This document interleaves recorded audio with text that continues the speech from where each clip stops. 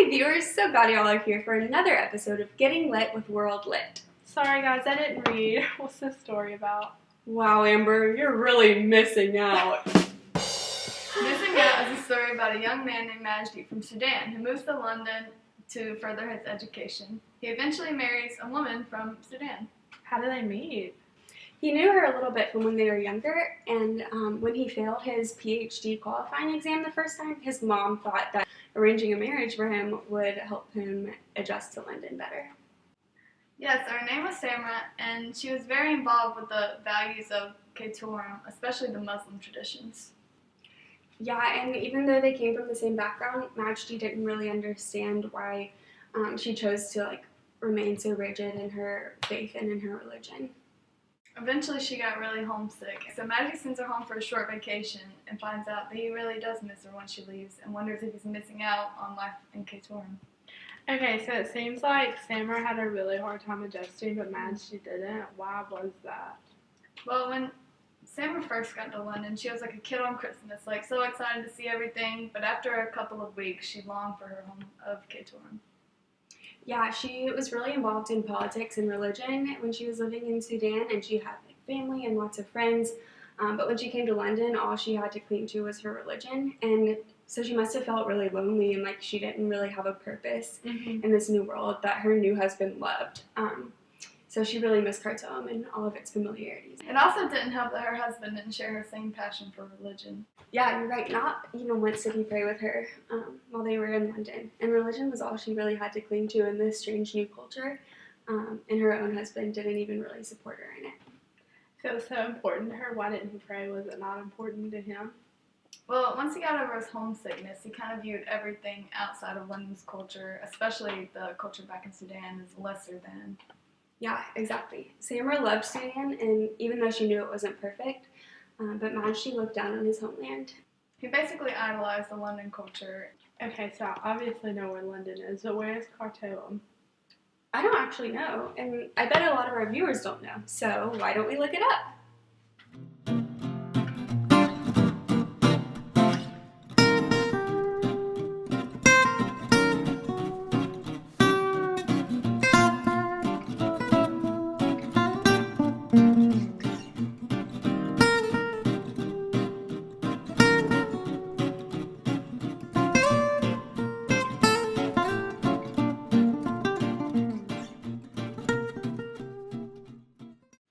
Wow, I bet their cultures are really different.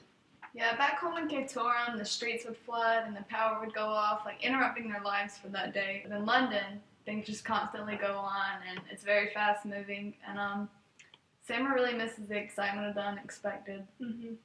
Yeah, Majdi loves the libraries and the paved roads and the toilets inside and the dependable transportation. He loves the monotony of London, but Samra just wonders if anybody ever takes a break. So Samra and Majdi are obviously very different, so maybe we should learn more about Samra. In the book it says she wears a toby and faces Mecca praying 5 times a day, but what exactly is a toby? Well, I'm not sure, but I know Majdi doesn't really want her to wear it in public because he's afraid of being seen as backwards or a fanatic. Well, that's the perfect segue into our next section, how to tie a toby. The toby and Samra's prayer mat symbolize her devotion to her religion, even when she left her home. Majdi, on the other hand, never prayed and found it to be a distraction and a hassle in his busy London life.